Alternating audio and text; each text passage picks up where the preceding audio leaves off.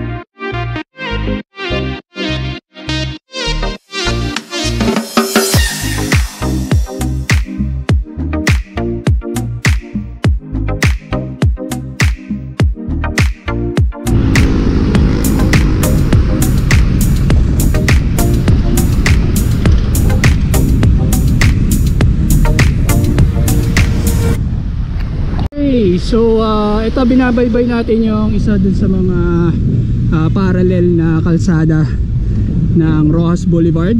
Ang Roxas Boulevard dati ay ang tinatawag na Dewey Boulevard.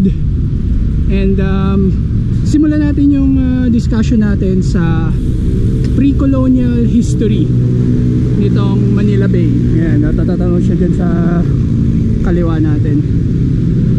So itong Manila Bay ay well, kilala na siyang trading post ng mga ninuno natin. So pre-colonial Philippines, bago pa dumating ang mga Kastila. At ito, pupunta natin dito yung isang park na nakapangalan sa isang historical figure na kilala natin nung mismong pagdating ng mga Kastila dito sa atin, which is si Raha Sulaiman. So ito, punta natin dito yung park na dedicated kay Raha Sulaiman. Yan siya. So si Raha Sulaiman, siya yung kilalang leader dito noon sa Manila, south ng Pasig River. At siya yung naka-encuentro ng mga Spanish conquistadors nila Miguel Lopez de Legazpi. And siya, meron siyang hawak na kris, laking kris.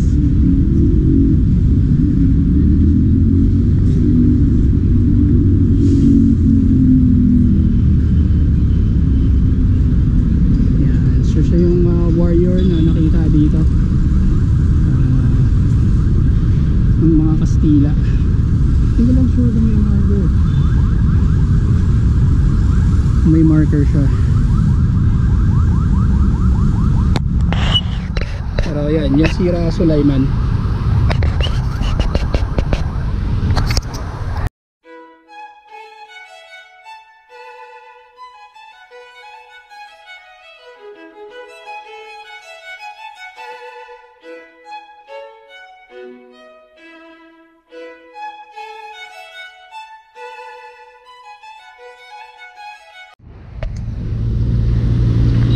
So nung pagdating naman ng World War II, December 1941, inatake na yung Pearl Harbor, inatake na rin dito yung Manila, mga ilang points sa Luzon, sa Bicol din, sa Mindanao. And ang nangyari noon is dito sa Manila Bay ay merong mga fortified islands. So yung mga islands na yon ay mga defensive structures ng mga Amerikano. So isa na sa mga kilala doon yung Corregidor. Nandun ang Corregidor. At meron din yung isa, kung tawagin, yung 4th drum, which is yung El Fraile Island. So ito, hindi, representation lang siya ng mga barrel na nandun sa 4th drum, yung mga turrets na nandun, yung Battery Wilson and Battery Marshall. Pero itong ginawa na to sa Manila Bay, hindi yan yung mga barrel na galing doon. Nandun pa rin yun, yung mga barrel doon. Meron akong video noon last April 2022. Nagpunta kami doon, mga kasama ko yung mga taga Cavite.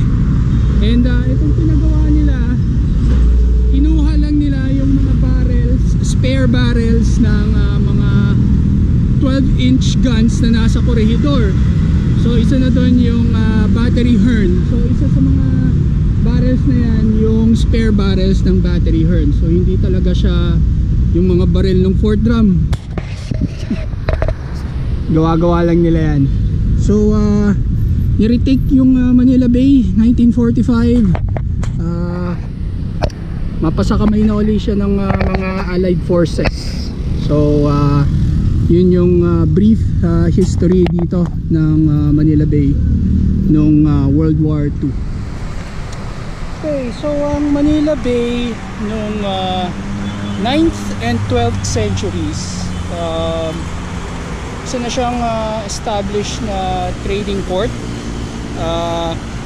Ang kadalasan na mga bansa na nakikipag-trade sa atin noon ay yung mga sa Incheck, China, Japan. Meron ding mga Arab traders na nagpupunta nun dito. And yung mga iba pang kalapit na bansa natin sa Southeast Asia, Indonesia, Malaysia, yan. So sila yung usual na mga trading partners nung mga ninuno natin dito. And pagdating na nung mga Kastila, nag-establish na sila ng foothold nila dito. Ginawa na yung Intramuros. So doon naman nag-focus yung trade sa ating isla. So nung una sa galleon trade lang mismo. And yung mga galleons nga pala, doon sila tumitigil sa may Cavite City, sa Sangli. And then yung mga goods nila is dinadala na lang papunta sa Manila, sa Intramuros. At andun yung customs house, yung kung tawagin ay yung aduana. So yung mouth ng Pasig River, dun yung dinadala yung mga goods na galing sa galleon trade. And nagpatuloy yon hanggang sa 1821. So make it 250 years in existence yung galleon trade. Pabalik-balik yung mga galleons papunta ng Mexico, papunta dito sa atin, and then exchange ng mga items, goods galing China, galing sa mga karatig bansa natin. So yun yung pre-colonial history ng Manila Bay, and also yung Spanish era. So next natin puntahan is yung isa sa mga fixtures dito sa Manila Bay mismo, which is yung Manila Yacht Club. So nandito lang yan siya sa kahabaan na to ng Ross Boulevard. Okay, so hindi ako nagkakamali, eto na yung Manila Yacht Club mismo. So ayan, maraming yate na nakadaong dito sa harbor nila. And sa pagkakaalam ko din, merong in-unveil na historical marker nito lang. Alam ko this year merong nilagay na historical marker dito sa Manila Yacht Club. So tingnan natin yun.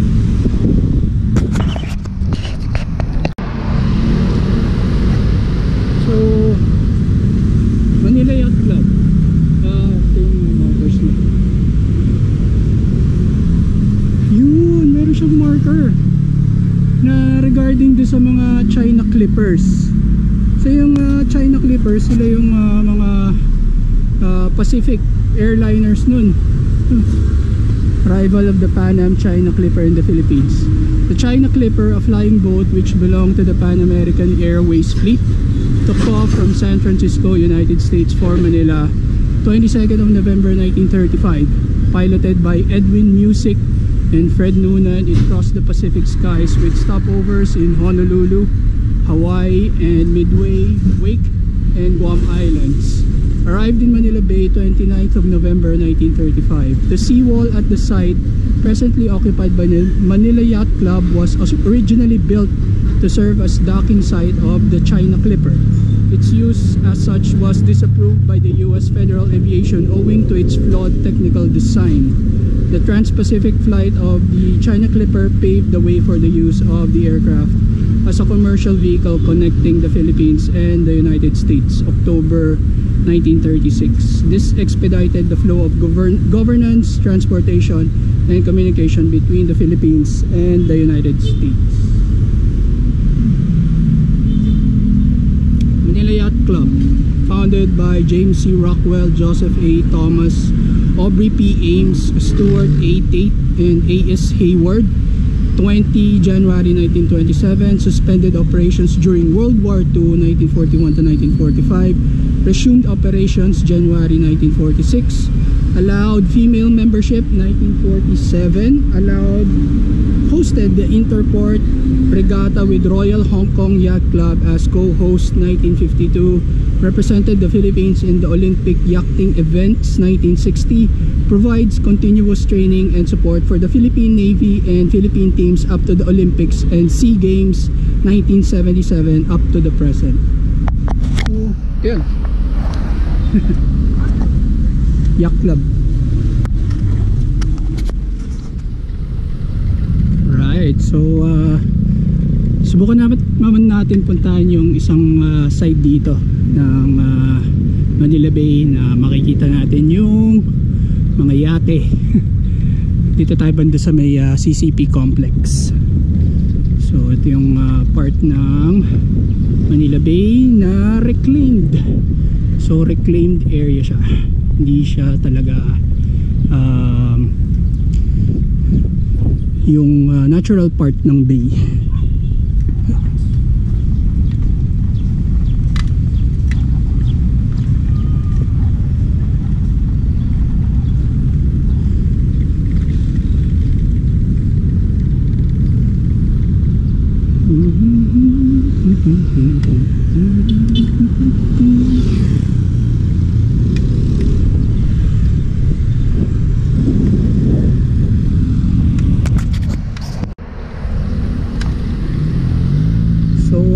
Ito yung kung tawagin ay yung Harbor Square. So pwedeng punta rin dito.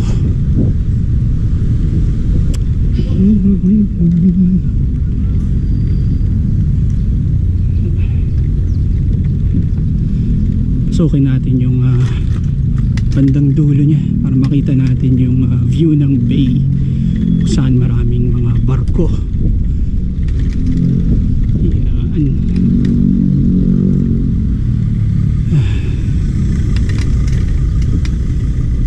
So puntahan na natin siya habang hindi pa talaga todong mainit.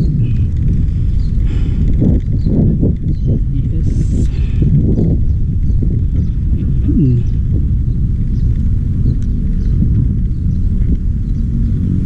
So yan, yun yung likod ng Manila Yacht Club. Andiyan yung mga yacht. Yun.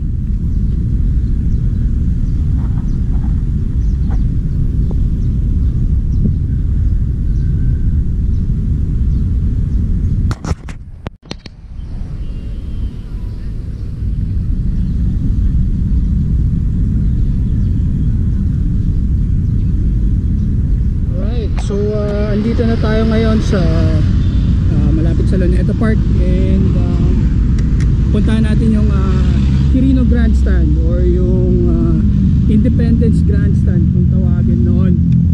And unang spot natin pupuntahan natin dito is yung 0 kilometer marker na makikita dito malapit sa Quirino Grandstand. So dyan na siya, lapit na siya. Yan.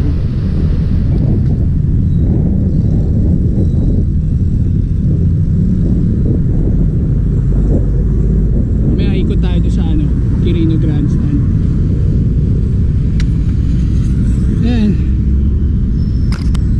Letter Zero, Rizal Park, Manila, Philippines. So katapat niya lang yan dito, Luneta Park. Manila Hotel, isa yan sa mga pinakalumang hotels na tinayo dito sa atin. American period, 1915, hindi ako nagkakamali. Then dito na yung Quirino Grandstand. So ang Quirino Grandstand, well, ito ay reclaimed area din. So maraming mga important events na nangyari dito sa atin, dito sa location na ito. Well, primarily nung binigyan na tayo ng independence ng mga Amerikano, July 4, 1946. So yung commemoration na yon, yung bandila natin itinaas na, winagayway. Yung bandila ng mga Amerikano binaba na. So dito ginanap yon. In attendance din nun si American High Commissioner Paul McNutt, si President Manuel Rojas din nandun, para sa historic na event na yon. At yung mga Amerikano, yung sovereignty ng Pilipinas, ginawad na nila. Ayun. So may naspot tayo na bust ni former President Elpidio Quirino. Yan siya. So hindi ako nagkakamali, si President Quirino ang unang president ng bansa natin na nag-take oath dito mismo sa may Quirino Grandstand. So dyan siya nanumpa. So marami pang mga historic events na nangyari dito, mga papal visits, yung visit uli ni well, dati siyang military man nung nandito siya sa Manila, si Dwight Eisenhower, General Dwight Eisenhower. And by the 1950s, president na siya ng United States. So nung nagpunta rin naman siya dito, former president na siya ng United States. Pero dati yan siya dito nakatira, dun mismo sa may Luneta Hotel banda doon. Yun yung billeting quarters ni Dwight Eisenhower. At doon naman sa Manila Hotel, ang nakatira doon ay walang iba kundi si General Douglas MacArthur. Yung penthouse suite niya, yung pinakataas na kwarto, is nandun pa rin yun ngayon. So available pa rin siya. So medyo may kamahalan lang.